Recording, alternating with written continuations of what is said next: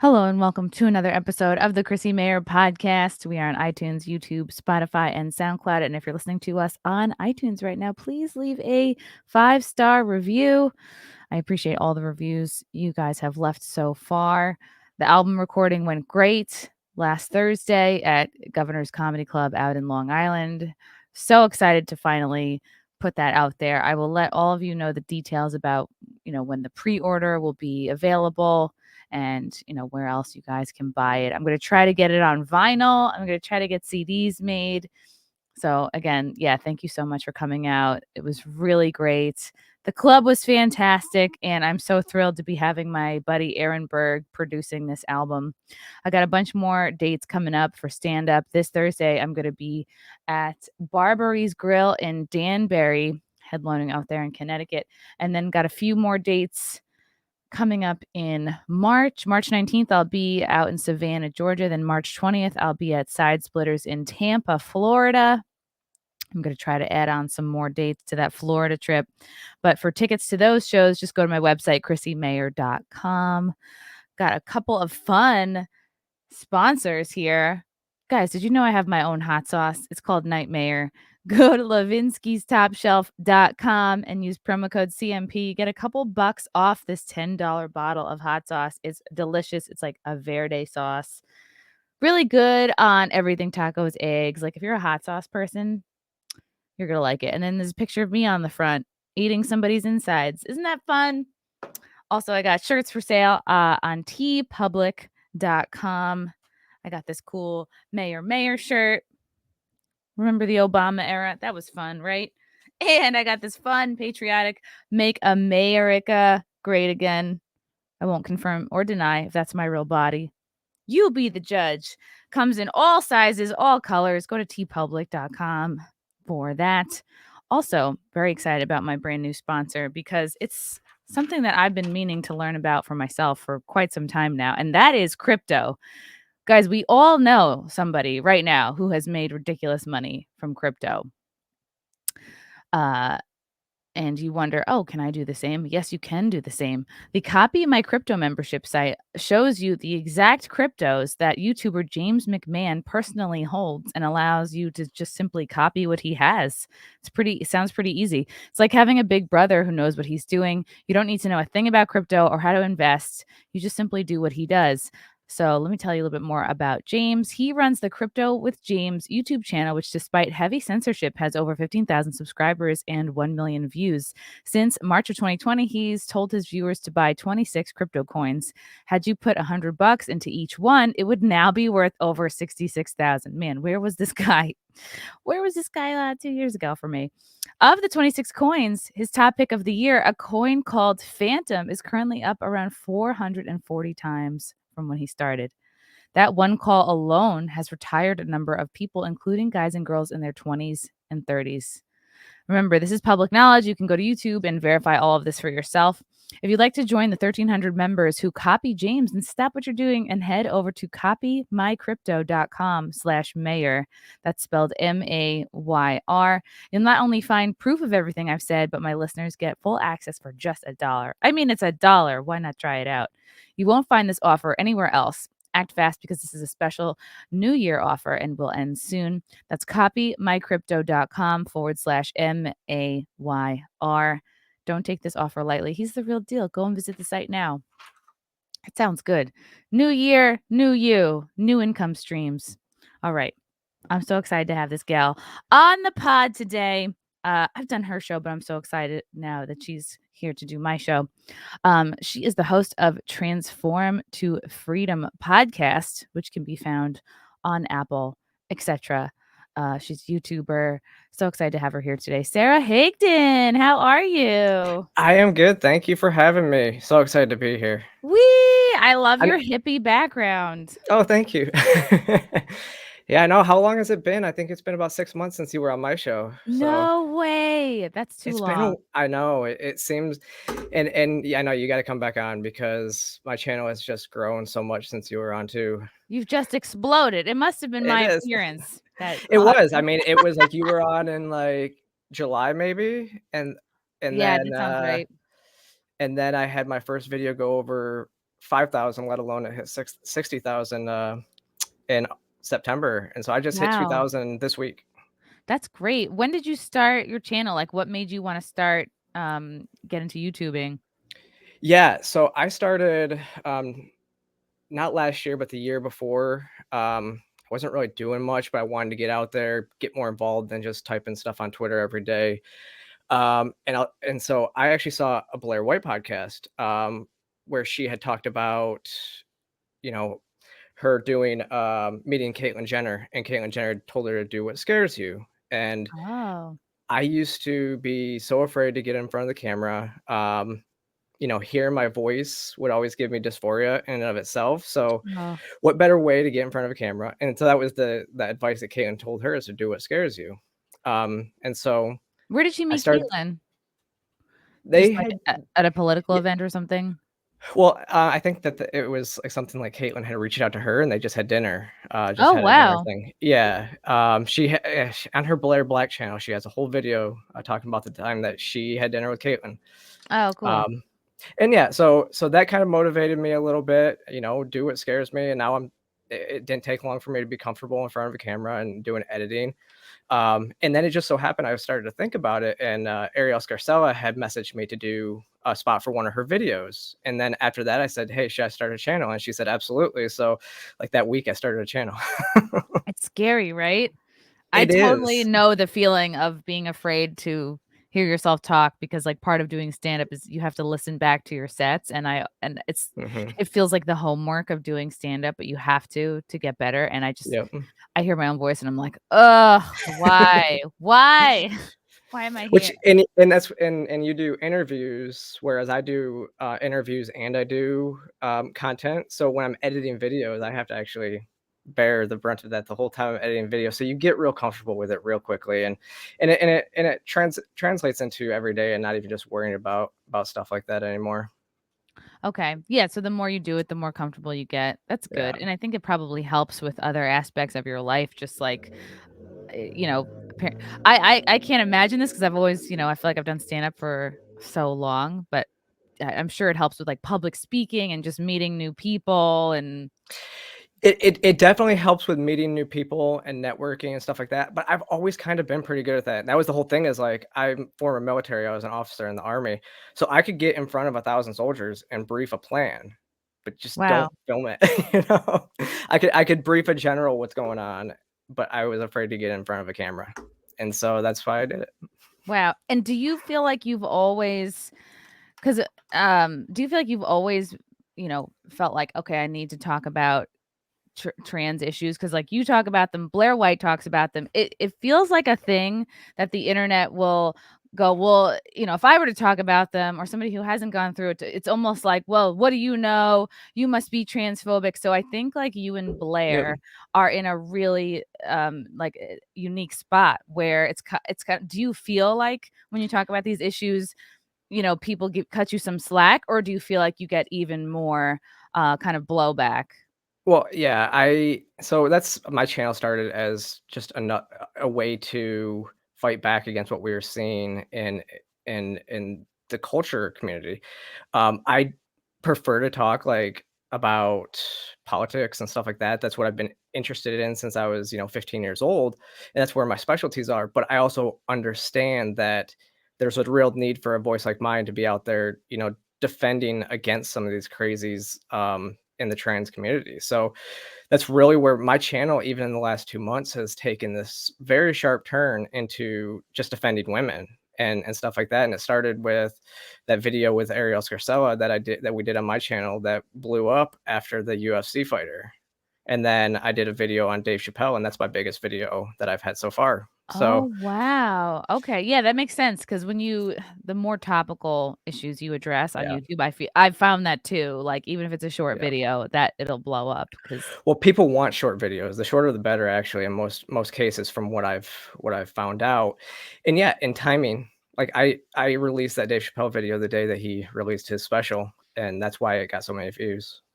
wow, yeah, because it was a hot topic, and I was so shocked as to people's just basic misunderstanding of the facts. I was like, "Wait, how could he be transphobic if he had an opener who was trans?" Like, Shouldn't that be a very short conversation? It should. It should, but people are gonna say, people like to compare it to, like, you saying, "Oh, I have a black friend," and that's, like, your shield. Oh, And I boy. actually met somebody that used their gay friend as a shield this weekend. They were kind of homophobic. They used the F word, and Oh, it was boy. "Wait, what?" And Just so when we're like, casually "That." or, like, to Yeah. describe their friends? No, we were at a little get together, and he was talking, he was talking to a friend, probably a mutual friend of ours, but, and they were new people, and he just goes, "Oh, is he F word?" And she was like, "Wait, what? Are you gay?" Like, you kinda don't have a right to say that, is kinda what it was like, and it really was in a derogatory sense, it seemed, but then he was like, "Oh, but my roommate's gay, it's okay. I call him that all the time." Wow. It's yeah, But I feel like, they will always use that type of stuff, and, I don't think anything that Dave Chappelle has ever said has been transphobic. And one of the things that really irks me, and this is kind of indicative of what you see on the left in this victim mentality and stuff like that, is when they use the term punching down, you have to think of yourself as less than to be punched down upon.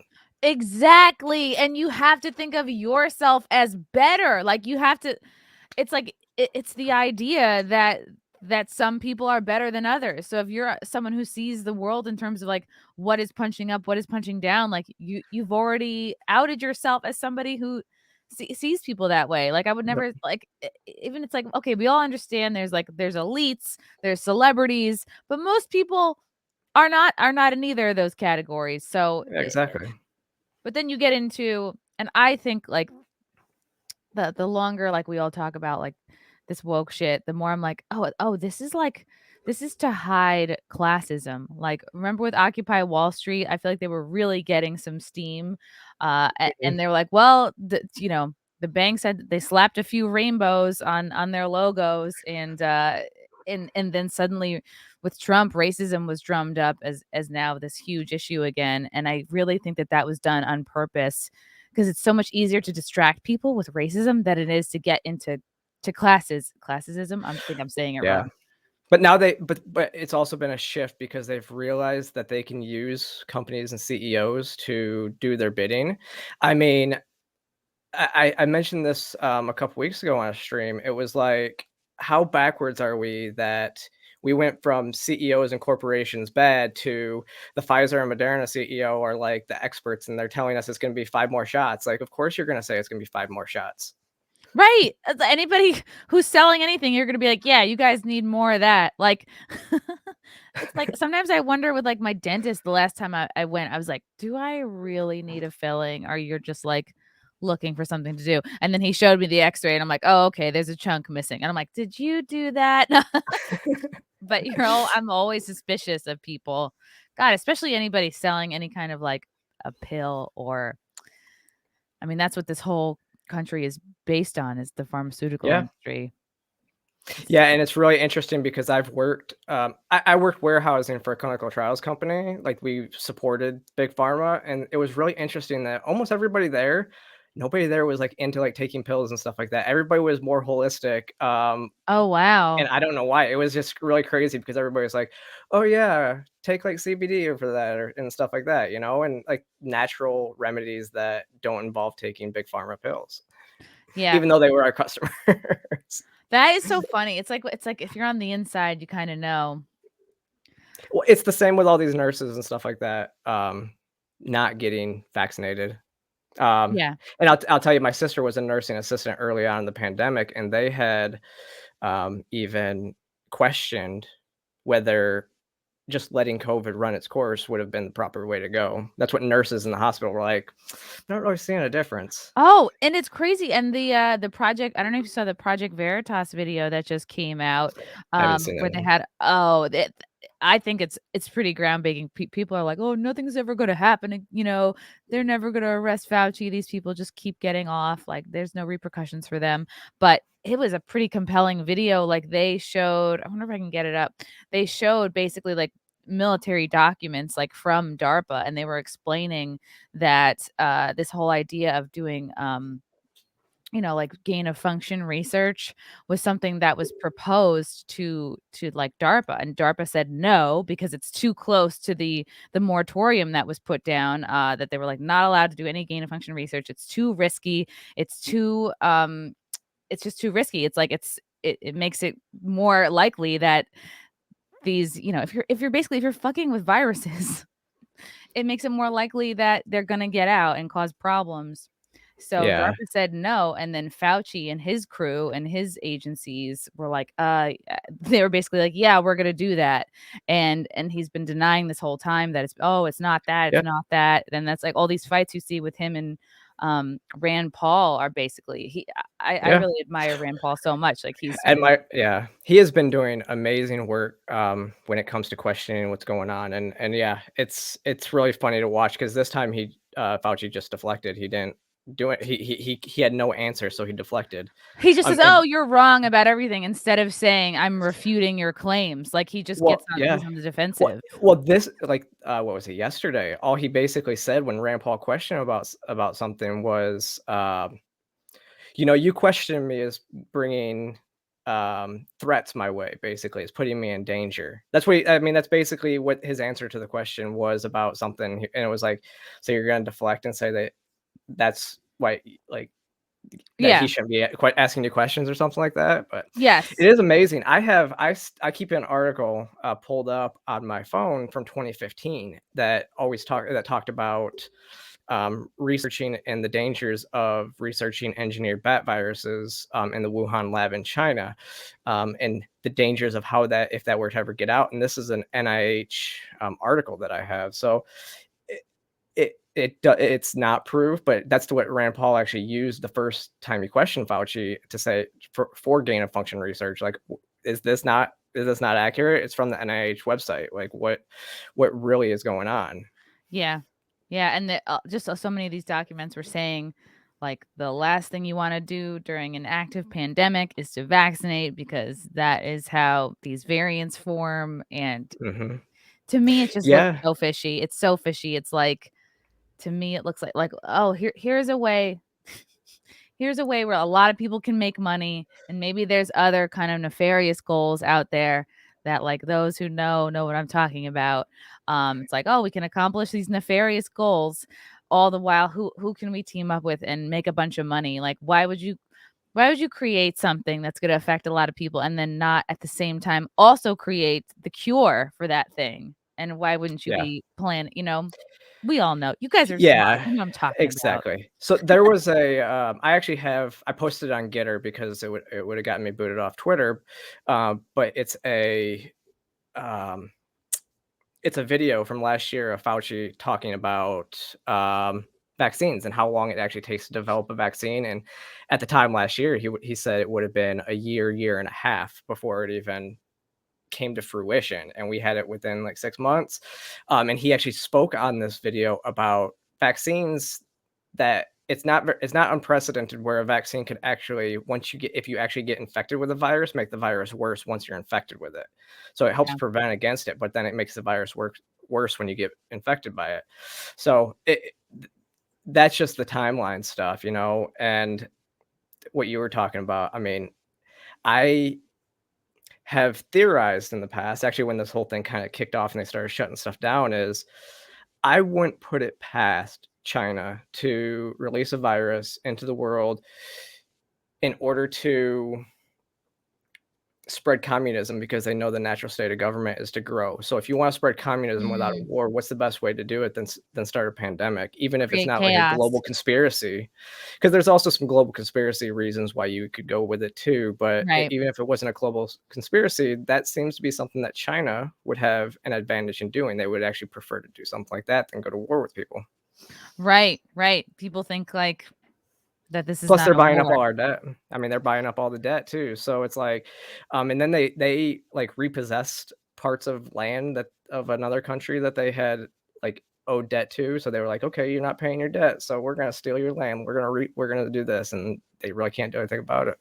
It's wild. And I shared this Project Veritas video, and of course the guy, I think his name was Eric Spracken, who shared Hmm. it. His account was deleted or suspended, and they say it was because of multiple violations. But like, I'm looking for this video even right now, and I can't find it, which is like not shocking. But a lot of these documents, you know, you can still find them on Twitter.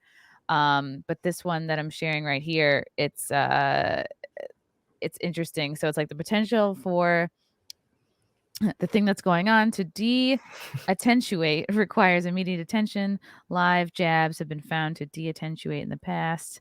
If this is the case with what's going on, then the mass jab campaign actually performs an accelerated GOF for it, since it is designed for bats off of a human susceptible. What's going on, jabbing humans against it actually gains its function back towards a more deattuned human susceptible form, improving what's going on now. The spike protein to gain robustness against the jabs is one of the steps to defuse the program. The mechanism is to improve the spike protein, is to challenge it against animals that have spike protein only antibodies.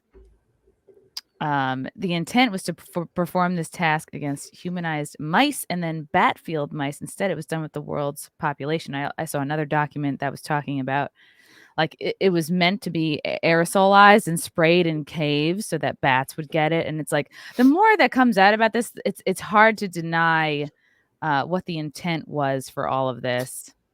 Yeah. So, well, that they knew that something was going to happen. Now, the intent, there could be multiple intent, you know. Multiple outcomes. There could be multiple reasons that they would want to do something like this. Yeah, the economy was booming. They're like, oh, let's just create chaos. And here's everybody who can benefit from it financially, politically. Well, also, in most of the world, universal health care is failing. It's way too expensive. And it's failing. So remember, death panels and stuff like that. Well, they can't do that. Otherwise, then they're what they said is false. In the U.S., Social Security is failing. Yeah. So it'll be interesting to see what happens, because basically all of this verifies that Fauci was kind of lying under oath. So it'll be interesting. And another interesting topic that's going on that I personally like, because I was a springboard diver all throughout, like from 11 all through college. It was like my love. I would spend hours in the pool every day for most of the months out of the year. So a story that has been something that everyone's kind of been talking about lately is this at Penn. I guess it's UPenn. They have a transgender swimmer who has been sweeping events left and right. And then I guess most recently, a couple days ago, this swimmer who's been crushing it, they lost to a transgender swimmer from Yale. And so I wanted to know if you could give us a little bit of background, I guess, because I know you were doing a couple of videos about the Penn swimmer. Yes. Yeah, I dragged Leah Thomas pretty hard in December because, yeah, I mean, there's a clear advantage that she has when swimming against biological females. There's no doubt. I mean, you can look at her and realize that there is a clear advantage. One of the biggest issues I found with that is the NCAA rules have not even kept up with science at all. They haven't been changed since 2011. And even the IOC changed their rules in 2015 to keep up with science. And they just went back again this year because a study came out from the UK that showed finally that no matter how long you're on HRT, which it used to be 2 years plus to erase the advantage, but now it's coming out that that there's some things that you can never erase the advantage, which is, if you really look at it, it's like, yeah, size and athletic prowess and stuff like that. Like, there's different things that you just can't. Now, what's interesting about this story, which it really had me screaming this weekend, is because the way that the articles are framed, like the headlines, is that it was another trans woman swimmer. When it's actually a trans man, so a female to male trans man. And I think that the headlines were created that way because people's assumptions are always going to do it, and they're not actually going to go into the articles and read. And she's not on he's not on HRT, so that makes a huge difference too, because he's not getting a testosterone boost. He's not doing anything like that. The Yale swimmer is not on any kind of hormones. Right. So the only thing that he has had done is he has had the double mastectomy, so top surgery. So I guess if you're going to say there's any advantage, it's a slight advantage that you would get from Less drag. Yeah. drag. Yeah. Mhm. But how minuscule is that? I mean, and I don't know. I would have to ask somebody who's had a double mastectomy and not gone on hormones, how that actually affects your, the pectoral muscles when you get a double mastectomy. I would think that it would actually harm your swimming Right. times. So the Penn swimmer is transitioning from male to female. Do you know if the Penn Yeah. swimmer is on any kind of hormone? Yes. Okay, Yeah. they So are. Okay. NCAA. So this is where the NCAA regulations state that it's only that they have to be on testosterone blockers for a year, which is not very. Again, that's why it's so far behind, because even the IOC regulations state that it has to be below 50 nanomilliliters or whatever so it has to be below a certain level for a year. And then they started to look and see that it would take 2+ years to erase all the advantages. And now Oh, there's certain wow. things, like I said, that you just can't erase certain advantages. And I mean, I've told anecdotal stories on my channel, because I was a wrestler in high school. I was in the Army for 7 years, so I'm pretty athletic. And I go to the spin class, and I've been doing spin class for a year, and most of my power numbers and stuff like that are above the females who have been doing this for years. So it's anecdotally, I can say that there is still an advantage that I would have, and I'm coming up on 3 years on HRT. So And I imagine, do you feel like HRT has like shrunk your muscles? Like you were an athletic person your whole life, and then, so you don't feel like 3 years has really shrunk your muscles? not enough. I can tell you, I mean, I I can tell a difference. Okay. There is a big difference. There is loss of performance. I just don't think it's a loss of performance that's enough to say I should be competing with biological Yeah, females. and if this person has been training like at a college swimmer level, you're still gonna be training the same way. It's not Mhm. like the year that they were getting hormones, they just were sitting back. I'm like, they're probably still lifting weights, still doing the same drills, still Yep. keeping up that strength. So I think it would be impossible for your muscles to completely transform to like that of a biological woman's. Yeah, absolutely. And I had probably pretty much taken the first 2 years off after I started hormones. So, and then so like the last year was like I was really hitting hard, and I could just see gains week after week, just making things better. And I had never been a cyclist before this either, so it's not like I was a cyclist and then just continued cycling, and could see my numbers were still elevated. Do you think they monitor, like, how much hormone you're getting, like, the amount, or they just care, "Okay, you've been on something for a year.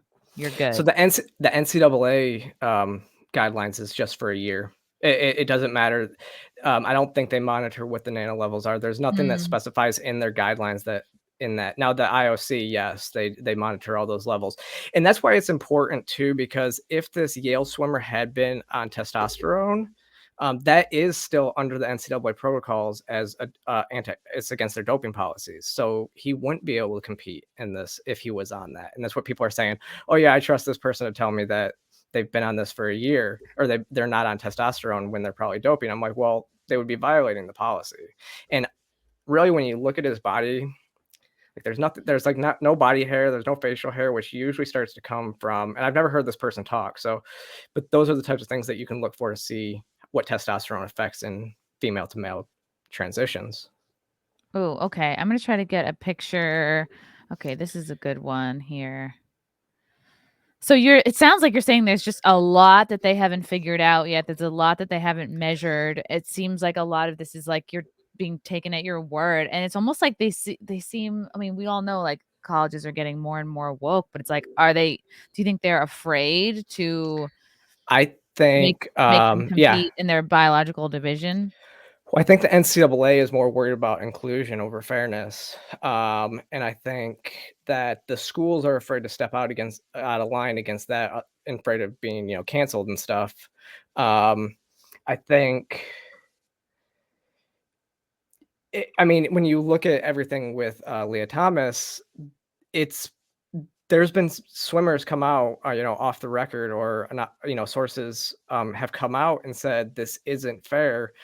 Other swimmers, even on the swim team, are kind of getting upset at it because she's taking a spot away from them against somebody that should be a biological female spot, and just literally making a mockery of the sport. I mean, winning by 36 seconds is unheard of, and shattering records. Wow, that is so much more. Oh my God. Like, I remember like the races like between the best and the worst, or like the best and the slowest swimmer girl. It'd be like maybe five or 10 at the college level. Yeah, like maybe 5 to 7 seconds of a difference.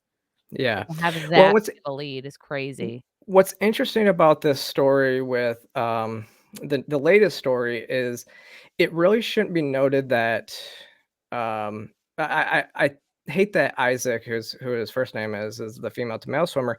I feel bad for him because he's getting so much attention and negative attention for this. And people are trying to make the point, like, why does he compete? If he's a man, why is he competing in women's sports? Which I get it. I actually just did a video talking about why we should be using male and female instead of men and women, just for a compromise. But I feel bad for him because, like I said, he's doing that. But the real story is Leah Thomas one of them took 6th place, so lost to 5 biological females. But that's not the real story. It almost seems like they're saying that she is like coasting. Like, people that are watching, seems like she's coasting. She's not really trying. She's doing all this because, and I would assume it's because she's already qualified for the NCAA championships, and because this has become such a hotly contested story, to keep the heat down. Maybe they read your like book. she loses a little bit more. It's like, oh, well, there's not that much of an advantage. See, look, like she's lost a couple. Yeah, she's losing. See, she's not that dominant, but I mean, it's kind of like Laura Hubbard losing at the Olympics. It doesn't really matter. They took away a spot from somebody else, and it just doesn't, and then they go there and don't even compete. So it's really bad. Right. Yeah. They're talking about testosterone, the effect on athletic performance. The hormone testosterone exists naturally in everyone, but cis men produce it at much higher levels than cis women during puberty. We all know this. For trans women who went through testosterone-driven puberty, studies have shown that blocking testosterone and taking estrogen for an extended period of time help level those athletic advantages, so they say. Thomas has performed about 5% slower this season than before she started hormone replacement therapy. Yeah, but if you're winning by 36 seconds, a 5% slower, like a 5% dip in performance, you're still crushing everybody. Yeah. 5% is not very much. I think I remember a few years ago, it was Kristen Beck who made headlines and stuff like that for a long time. She's awesome. She was a Navy SEAL before transitioning, right? And so she was on Steve Wilkos show talking about the military ban, but she had mentioned, I mean, she was benching 300 pounds and on HRT dropped to 250. I mean, that's what a percentage loss is, right? It's like, still, I mean, a percentage loss is a percentage loss. How many women are going to be out there benching 250? That could be shattering records anyways, Yeah, and they're talking about there are still some advantages. Height is very important for swimming. The longer arms, the longer legs help you propel through the water quicker. It's certainly true that Leah maintains some physical advantage over the women she competes with. Now, tell me something. You might know if you were a swimmer, though, because I did read something recently that in like Ironman competitions, women actually have faster swim times than men. So in the long term, because of buoyancy and stuff like that, with a higher body fat content, women actually perform better. It's like one of the few things that women actually perform better, but that's distance. In short term swimming, men completely blow it away. But in long distance swimming, I'm being told that women have a little bit of an advantage. That's interesting because I was a springboard diver, so like the only swimming I would do would be like from the bottom of the pool to the side, and like I would swim for lifeguarding. Like they timed us in like the 200-meter every few weeks or so. But I guess I would understand that because I think men have the better like fast twitch muscles. They can sprint better. Plus if they're taller and longer limbs, that's going to give an advantage too. And I think I would understand like if women had possibly like more endurance, and maybe center of gravity affects your buoyancy. But it just seems like that these agencies or like these institutions, they're afraid to really like, all right, let's mark down exactly how much hormones and at what time and for how long. Like they'd rather just Yeah. not. They figure the headlines from not letting a trans person compete would be worse than what's happening now. Yeah. And what's interesting to know about this is only 75% of trans women can get their testosterone levels into female levels on blockers Really? alone. Yeah. So So it's there's something like 75%. so there's still now like 25% of people who transition from male to female who can't even get No, it's the the opposite. oh fuck, I suck at math.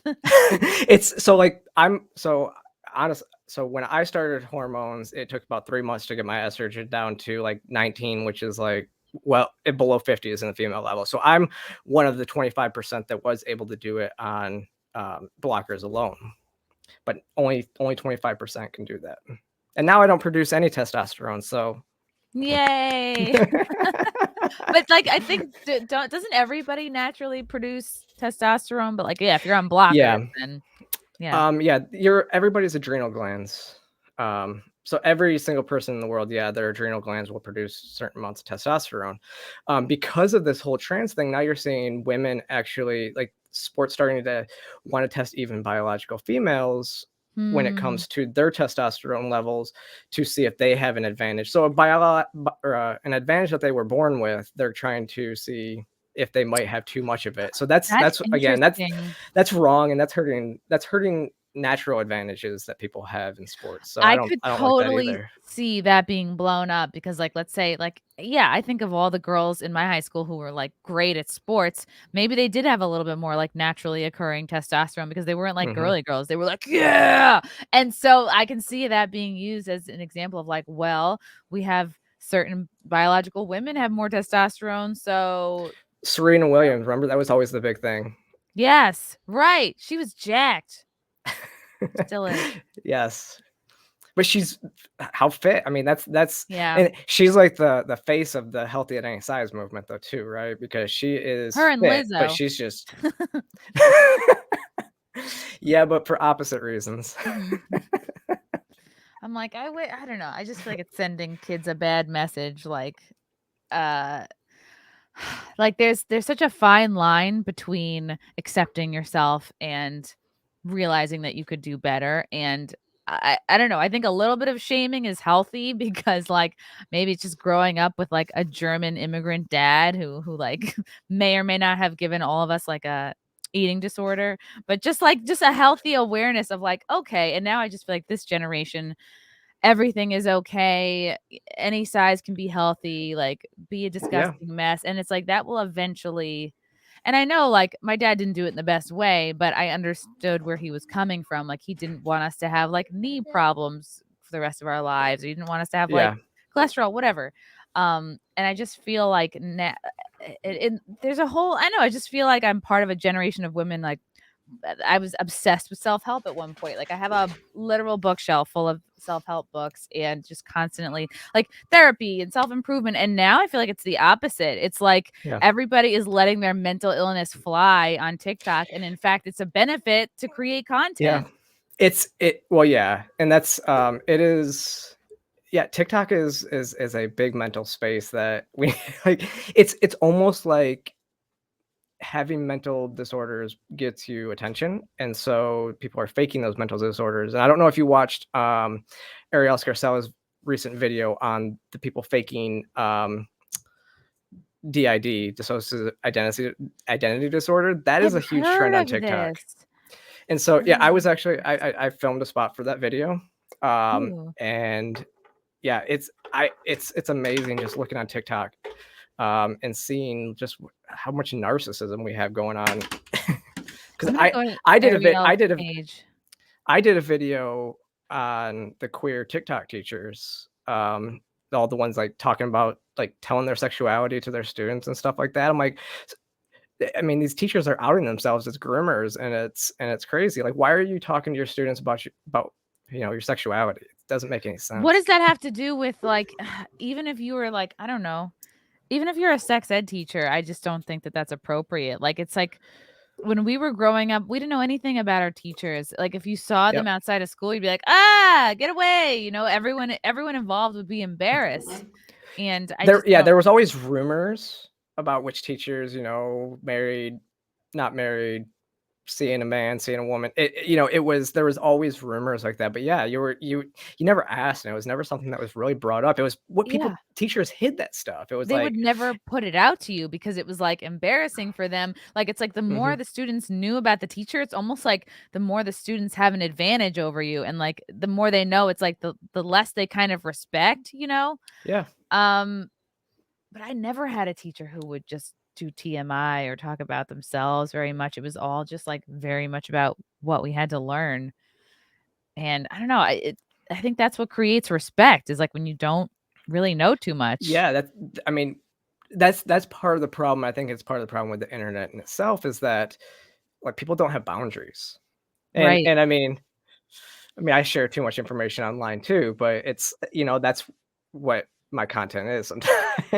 Yeah, you're like, But we're it's doing sharing this, yourself. it's our thing. It's not like you're just Yeah. there's something You're doing it for kind of scary attention. about, like, and my sister's a teacher, like, luckily she's like one of the good ones, but like, you know, she'll tell me stories. There's something about in the type of person who becomes a teacher, like they want influence, they want control. It's like the things that kind of, you know, inspire you to, like, right, you could be a history buff, you could love literature, but like there's something about becoming a teacher. It's like of course there's like a toxic and healthy version of every profession, right? But you look at the toxic version of a teacher, it's like they take advantage of having control, they take advantage of having, you know, open ears, open minds. They take advantage of like, oh, I can push my agenda, or you know, it's weird too, or maybe they can't or didn't have kids. They like feeling like, "Oh, I can have all this influence over this room full of kids." And I've Yeah. seen some really nasty TikToks like, "Yeah, well, you know, your parents might be Republican or your parents might be Trump voters, but I'm gonna make you, I'm gonna, like, joking, I'm gonna turn you guys, I'm gonna use all my classroom time talking about CRT, talking about, like, queer." Well, that's fine, and it's the thing is, like, I learned about all that stuff in college. I was a women's studies minor. I learned about the differences. I learned about all the terms 'cause I was curious about it, and Yeah. I just don't think that that is something that you need to know about when you're, honestly, like, It's something under the age of that type of 18. yeah, that type of stuff is stuff that you shouldn't be telling. You shouldn't be talking about it with other people's children. You know, that's for their Right. parents. And I think that's a lapse that we've had a lot in society, is now parents are, and I guess it's the millennial generation now having kids, but you know, the shift, it's like we expect government and schools to teach our children and to, you know, grow our children and all Finished raising them. Yeah. yeah, parents don't really raise their children anymore these days. It seems it's they rely on everybody else around them. You know, it takes a village, that, you know, and that's kind of this, again, it's a push for progressive communism. I wonder if it's a laziness thing too, because like, what's easier to talk about, like identity and sexuality or math and science? Like for me, I'd be Oh like, oh yeah. yeah, let me fill all my classroom time talking about pronouns. Then like, I can't name every president right now. Well, but this is what's wrong, and this is something that schools have a big issue with, and this is where they've always had it wrong, from the beginning of time, is homework. They're not teachers don't teach. I mean, they literally send you home with homework so that you can learn at home, and then they don't teach you anything while you're actually there. I mean, it's kind of, and it perpetuates this culture of working, like workaholics, and working so late and doing all this stuff, where, I mean, I've had bosses in the past who had it right, and I had bosses in the past who had it wrong. Like, good leaders are like, if you can't have your work done by 5 o'clock, and, you know, and go home by 5 o'clock, then you Then have you poor time mismanage. management. Yeah, Yeah. you have poor time Yeah. management. I've had the opposite. If you're not here till 8 o'clock at night, then you're just not doing enough work. So I've seen it both, you know, and that's the difference between leadership and not leadership. But school, again, you go there for 8 hours a day and you don't actually learn what you're supposed to. So you have to take that work home, and it that is what creates the culture in your mind that's what you're supposed to do when you get to be an adult and you're actually in the working force. It's a big distraction, and then the kids come home and they go, "Oh, this is what I learned about in school." The parents, like, they flip out, now they're mad, now they're talking about that, and probably homework gets ignored. Yep. I don't know. Yeah, I don't Ranting know to if their it's kids laziness. because they're talking CRT and And if these teachers, like, it's like it's women that are, like, my age and younger, and if it's like, if you're not getting the attention you need, maybe from a partner, maybe from your friend group, maybe from not from society, well, then it's like, who do I have in front of me? I have this audience full of, young adults, young children who can, like, give me validation and, you know, laugh at my jokes. It's like I have them hostage, I have all this time. yeah. It's a power trip.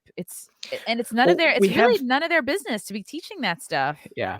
Well, just in general, society is in general, especially, I mean, you go on TikTok and you can see it. We have this self-love issue, and this is why there's transgenders out there because they co-opt these. And I mean, I think you're about the same age as me. We had the goth kids in school and stuff like that. But Yep, emo. we never had the internet, and we also didn't worry about like activism. So the No! the transgenders can actually co-opt the LGBT movement, which is also an activist movement. So then they feel like they're actually part of something. They feel like they're doing something, but they feel so bad about a lot of times they feel so bad about themselves. And it talks about like punching down, like we were talking about earlier. They feel so bad about themselves that they actually co-opt these identities and then they get attention for them. So then that's basically validation for them. And it just perpetuates and it just keeps growing and growing. And everybody sees, oh, I can get attention for this. It's kind of like having multiple kids and one kid is your favorite and the other kid is always the one getting the attention because the squeaky wheel gets the grease type Right. thing because they act out because they're not getting that attention. And so that's kind of what we're seeing happen on a national level when a lot of people are just letting government raise our kids. And what we're seeing right now Or the internet. is the result of, I guess, in the past, maybe, and that's okay. If you wanna be gay, if you wanna be trans, like, it's all good. But what bothers me, it's like, man, like, we have this culture of, like, mass acceptance, and it's letting a lot of people off the hook from very important, work that they should have been doing on themselves. It's like, uh, okay, it's like, sure, be trans, be gay, like, whatever, but it's like, you've been thrust into a society or into, like, a social group where, like, no one's holding you accountable. It's like, just because Yeah. you're trans or gay or lesbian or queer doesn't mean that you can, like, shout at your class or hold them hostage or be selfish or be an Yeah. asshole or, like, waste all your time on TikTok instead of, like, making a living. It's just Yep. one thing does not mean that all these other unhealthy habits are okay. Absolutely. And it's interesting because now look what we're seeing, is I mean, that's why they're trying to make being a pedophile a part of the LGBT community. It's they're trying to make it a sexuality to normalize stuff like that. And unfortunately, it seems like the LGBT acceptance didn't do enough to stop this early on. And the love is love mantra, which is something I've used, I think it when used correctly, it makes sense. But when you're looking at people who are trying to co-opt this stuff, is like, what does love actually mean? And to them, mean love with a child might be is love, right? But it's Yeah. like the acceptance of rape of a child, somebody who can't consent. It, It really is and so they're crazy. trying, yeah, And trying to normalize that is insane. the fact that they see it that way, it's like it's selfish, it's abusive, there's so many things wrong with it, but if you're operating from that mindset, of course you're gonna see it as love because you're in there, you know what I mean? Like, you don't You're care gonna about justify the it. kid. You're gonna justify by being like, "Oh, this is love, I can't help it," and it's like, "No, you're being selfish." Like, you're not they never think about, like, what that's gonna do to a kid, and we just see a lot of justifications for it. Like, I'm seeing so much talk online right now. It's like, well, what if you're a non-offending? Like, so what if you're a pedo, but you've never acted out on it? So it's like, well, now, and oh man, I start to see, like, I was on a few podcasts with like a bunch of us, and a couple of these people were, like, I guess, pedo defenders or whatever. And the more they talk, I'm like, whoa, you start hearing these, like, pedo talking points, like, or Yeah. pedo sympathizing talking points, like, well, they go, "Oh, answer me this. If you have a little bit of alcohol, does that make you an alcoholic?" And they get you to go, "Well, no." And then once they got you on what they think is a similar argument, they can take you down like their line of thinking, and you're like, ugh. Yeah, I had somebody do that yesterday. Like, they tried to conflate it with being trans and being accepted and stuff like that. I'm like, you're conflating being what I do as an adult to myself compared to sexual encounters with somebody who can't even consent, Who doesn't which even is know what's rape. going on. Yeah. And so they came back with something else, and they followed me, and I was like, block. I'm not, because it was a comment that I had made on the USA Today article that came out, and it was just like, oh my God. And I think the goal is to get it to a place where it's thought of as a disability. It's like, oh, well, you know, this person's handicapped. They can't help that they can't get up a ramp. And if you transplant that line of thinking to pedophiles, it's like, well, now it's okay. It's like just in little steps of. Well, if you look at it in its basic sense of terms too, it's like, it's not a sexuality. It's a sexual fetish with somebody who can't consent.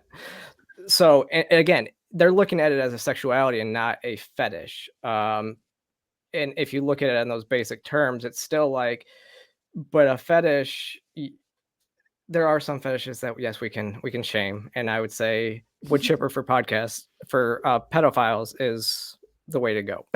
Yeah. And I think like the pendulum has swung too far back. It's like, yeah, the kids shouldn't be like hit and spanked and like raised the way I was raised. Sure. But that doesn't mean like there's no discipline. There's no self-work. There's no,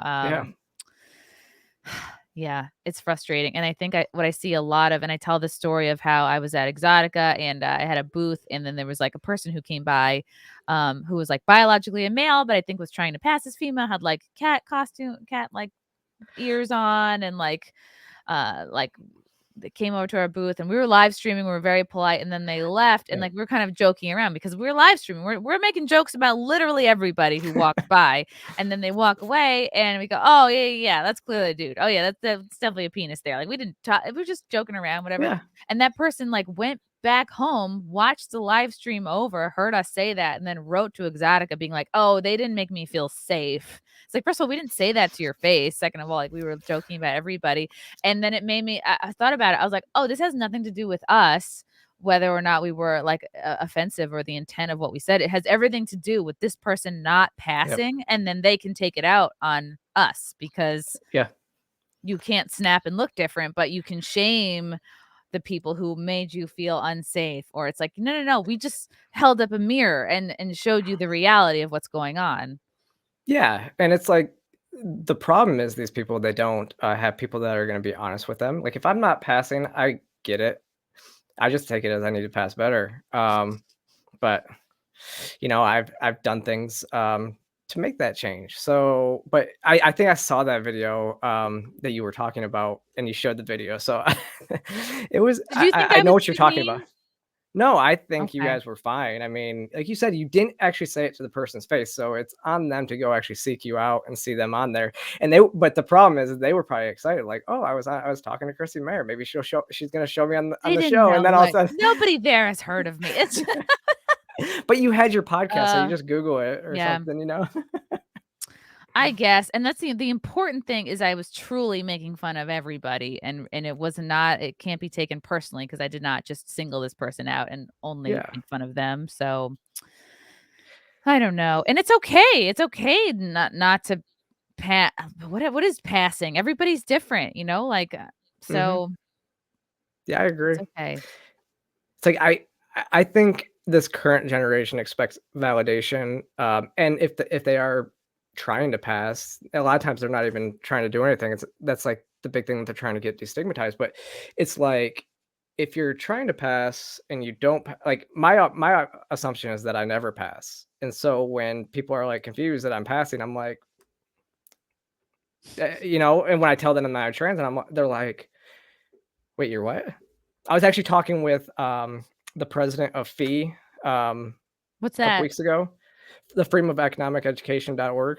Oh. So FEE.org. Okay. His wife, we were at a party, and I said, I'm trans. And she goes, you're what? And I'm like, I'm trans. And she was just like, oh my God, you're so beautiful. And I'm like, I just assume I never passed. Right? That's good. Yeah. But So like when it's always you nice. fixate on passing, it's just like when anything else, you're putting your validation, it's like out of your control. You're putting it, you're giving your power away in a sense. If you're saying like the way that I can feel good is if other people see me a certain way. Yeah. Well, if they don't, well then what? Now you feel terrible. It's Yeah. like it's That's self-love again. yeah. We have an issue where people can't look at themselves and love who they are, and so they get their validation from society. And I would And probably not be doing what I'm doing if I got validation from same society. here. Are you kidding me? I would have never gotten on stage and be like, listen to me, guys. I have something to say." And that's true whether you're trans or not trans or like Yeah, whatever. If you put your validation in other people's acceptance of you, you've given away your power. It's like, what do you have control over? You can work on yourself. You can get in better yeah, shape. You can do things that make you feel beautiful or sexy or whatever you want to feel. Um, you can put good food in your body, you can make sure that you're keeping good thoughts in your mind. So, I just think that's an unhealthy track when you're and it's like this it seems like bullshit, this culture of, like, accept everyone. At the end of the day, like, lots of people aren't gonna accept lots of people, and no amount of commercials or logos are gonna change mhm. that. Yeah. It's kind Yeah, of and bullshit. it is. I mean, and it's like, and that goes on both sides, especially for me. I feel like there's the crazies on the left, and then there's the crazies on the right that I mean, there's people out there actively trying to deplatform me on the right now in the gender critical movement because of, coming out here and speaking. They don't want any trans acceptance. So there's a difference Wow. in those and it's like if we could just push those people off, and then you know, fight the two crazies. And you know what is it? They say like 8% on both sides is usually the crazy ones, and then everybody else is in the middle, and we're all just kind of like, you're crazy, you're Where have crazy. you gotten, like, blowback from?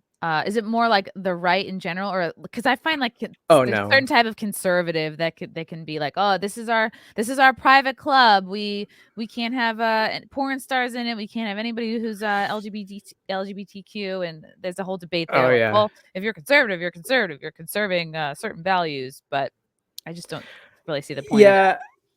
Yeah. The social conservatives are always going to have an issue with any of that stuff that you mentioned. I don't see that's the thing is I actually hang out in more conservative circles, and I've never I've never had issues with anybody, talking to me or being mean to me or anything like that. I've actually been very accepted in conservative circles.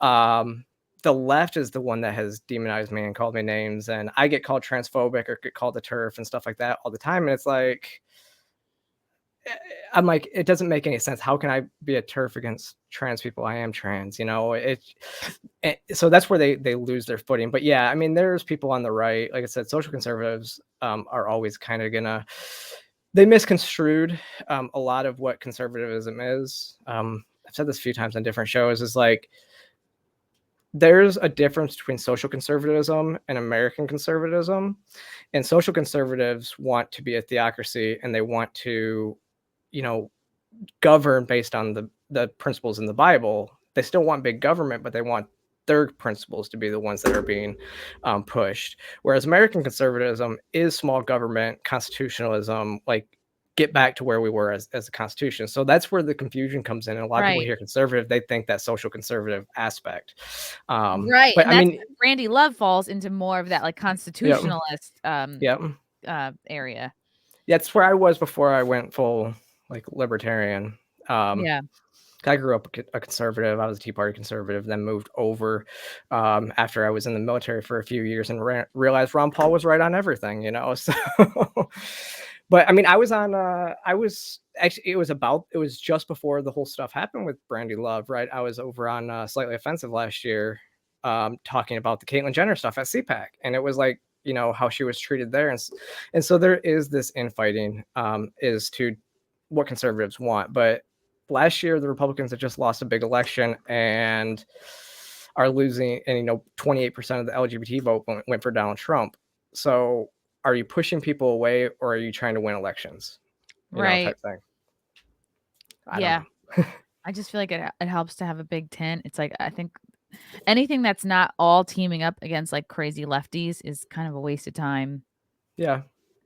Yeah, it really is. And I think that's where conservatives, well, I know a lot of libertarians that are former leftists too. So that's what's interesting about Libertarian Party. But it's like we need to be pushing out the extremes on both sides in a lot of ways. Yeah, and of course, like that's who you hear from because they're the noisiest. Yep. So then you think that they're all like that. Interesting stuff. Yeah, I wonder what's gonna happen with this whole like swimmergate thing. Swimmergate? Is that what we're calling it? I don't know. Yeah, unfortunately, I think it's gonna just perpetuate, which it sucks for the culture. It's great for content, but you know, it needs to stop. We need to actually start. The party of science is not about science when it comes to trans issues. Wow, that's really interesting. Yeah, and it's going to be really tough for female college athletes because now this is happening in college. Okay, now then it starts happening in high school, and then you have like overall like less Yep. women pursuing sports because they're going to be like, yeah, what's the point? I'm going to get my ass kicked. So Well, I said in my video that the women's march needs to march on the NCAA headquarters, but they won't because they're too afraid of getting canceled and called, from the LGBT community, or being called TERFs, because that's technically what they would be in the eyes of the liberals. And they're not going to do that. They're going to continue to push for the same stuff that they want, and not really for the fairness of women. And they're going to see the degrade of Title IX completely. right, and it's like, are we going to expect college girls and high school girls to be protesting? No, I mean they've got enough to worry about getting through school and starting. They're their on lives. scholarship. Yeah, and I mean they're getting a free education. You think they're going to actually protest? I mean, right. it would be amazing, and that would be really brave. Not swimming as a male in a female's category, that's not brave, but standing up against that, absolutely. Yeah. Interesting. We'll be following the story closely. Sara, thank you so much for Yes, coming thank you on. for having me. You're Thank you, so thank fun to you. talk to. I feel like we could just go another 2 hours. I know. Where can people find you and follow you and listen to your podcast? Yeah, so just here on YouTube, Sara Higdon. It's youtube.com/Sara Higdon. Instagram, Twitter, I'm usually on both of those places quite a bit. And as you see, I have my website down below, which has the links to not just all my, like, because I'm on basically every platform: Rumble, Odyssey, anywhere where you want to watch, you can watch my stuff. But that has all the links to everything I've done, even like interviews I've done, like radio interviews and stuff I've done. So you can find me in just about everywhere. Cool. What are your goals for 2022? Like, who's on your like to get list? Who would you like love to have? Oh, who do I want to get on my channel? I don't know. I have a lot of goals of stuff I want to do, and actually a lot of them are starting to come. It looks like they're starting to shape up. Like speaking at Freedom Fest is one. Oh, wow. Yeah, I've working on that right now. Doing more speaking engagements is really what I want to start doing more in this year. And then some, all the big name podcasts and stuff like that would be great to go on. Yeah, you'd be a great speaker. I really see that happening for you, and like you're a very important voice. So Well, thank you. I think people are starting to see it. Sara, thank you so much for coming on. Thank you, guys in the chat, for your comments and questions. Until next time, bye.